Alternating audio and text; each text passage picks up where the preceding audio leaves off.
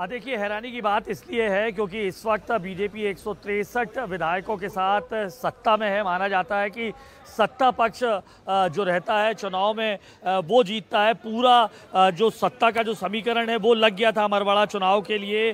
मुख्यमंत्री जो मोहन यादव हैं उनके साथ पूरा जो मंत्रिमंडल एक तरीके से दिखाई दे रहा था, बावजूद इसके कि इसी विधानसभा जो ये सीट है अमरवाड़ा, ये छिंदवाड़ा लोकसभा सीट में आती है, जहां पर अभी नकुल नाथ को, जो कमलनाथ के पुत्र हैं, उन्हें करारी हार मिली है।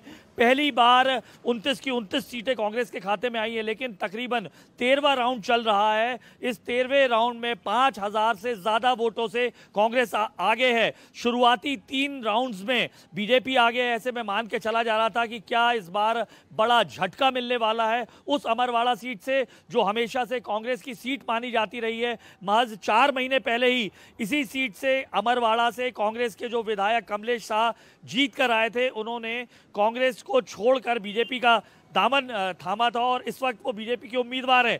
तो एक बड़ा उलटफेर अभी के अगर माने पिछले 3 राउंड्स के बाद, तो अभी कांग्रेस के पक्ष में जाता हुआ दिखाई दे रहा है। निश्चित तौर पर कमलनाथ की परीक्षा थी, क्योंकि उनका क्षेत्र माना जाता रहा है छिंदवाड़ा। तकरीबन 11 बार उनका परिवार यहां से जीतता आया है। ये लोकसभा चुनाव जरूर हारे हैं, लेकिन इस लोकसभा सीट की 7 विधानसभा सीटों पर अब तक कांग्रेस का कब्जा था। ऐसे में बीजेपी मानकर चल रही थी, चूंकि 163 विधायक हैं, सत्ता उनके पास है, तो ये जो है सीट ये कांग्रेस के कमलनाथ जी के लिए भी अच्छी बात यह खबर आ रही है कि उनके क्षेत्र में जो सेंधमारी हुई थी बीजेपी की, कहीं ना कहीं एक बार हो सकता है कि आने वाले वक्त में वो उनको वापस मिल सकता है। उसकी एक किरण उनको इस सीट के जरिए या फिर इस जीत के जरिए मिल सकती है, अगर उनके कैंडिडेट जीत जाते हैं। 13वां राउंड चल रहा है। अब उत्तराखंड का क्या हाल है जानने के लिए सीधा शोएब के पास चलते हैं। अब उत्तराखंड की बात बता दें आपको, 2 सीटों पर, एक है बद्रीनाथ और एक है मंगलौरा। तो मंगलौरा और साथ ही बद्रीनाथ सीट की अगर बात करते हैं तो कांग्रेस के लखपत सिंह यहां से आगे चल रहे हैं और मंगलौर सीट से काजी मोहम्मद की बढ़त है। अब जो काजी मोहम्मद है वो पिछले चुनाव में दूसरे नंबर पर थे, लेकिन अब वो नंबर 1 पर चल रहे हैं। बीएसपी ने यह सीट जीती थी और बद्रीनाथ की सीट भी कांग्रेस के खाते में गई थी। उत्तराखंड में शोएब, सरकार बीजेपी की है, ये दोनों सीटें कितनी अहम हो जाती है सरकार के लिए? हालांकि दोनों सीटें तो कांग्रेस के पास और एक बीएसपी के पास रही थी।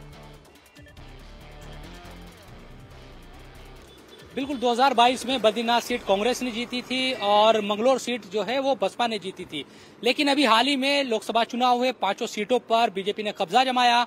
उसके बावजूद अब उपचुनाव फौरन बाद हो रहे हैं। अगर दोनों सीटों पर कांग्रेस यहां जीत जाती है तो बीजेपी के लिए झटका ही कहा जाएगा। इस लिहाज से भी चलिए, मंगलौर सीट तो बीजेपी ये मान लेगी कि उनकी सीट कभी रही नहीं, यहाँ तो बसपा और कांग्रेस के दरमियान मुकाबला रहता है। लेकिन अभी जब मैं आपसे बात कर रहा हूँ तो करीब 60-62 हजार वोटों की जो गिनती है अब तक हो चुकी है और तकरीबन 83,000 वोट मंगलौर सीट पर पड़े थे। अभी कांग्रेस यहां से आगे है और जो बीजेपी तीसरे नंबर पर थी वो दूसरे पर तो आई, लेकिन वोटों का जो फासला है, जो मार्जिन है, वो अभी 5 से 6 हजार बना हुआ है कांग्रेस और बीजेपी के दरमियान।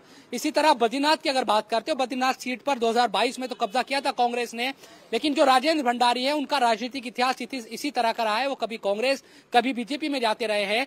लोकसभा चुनाव जब हो रहे थे वो बीजेपी में शामिल हो गए और इसी वजह से उनकी सदस्यता चली गई। उपचुनाव यहाँ पर हो रहा है।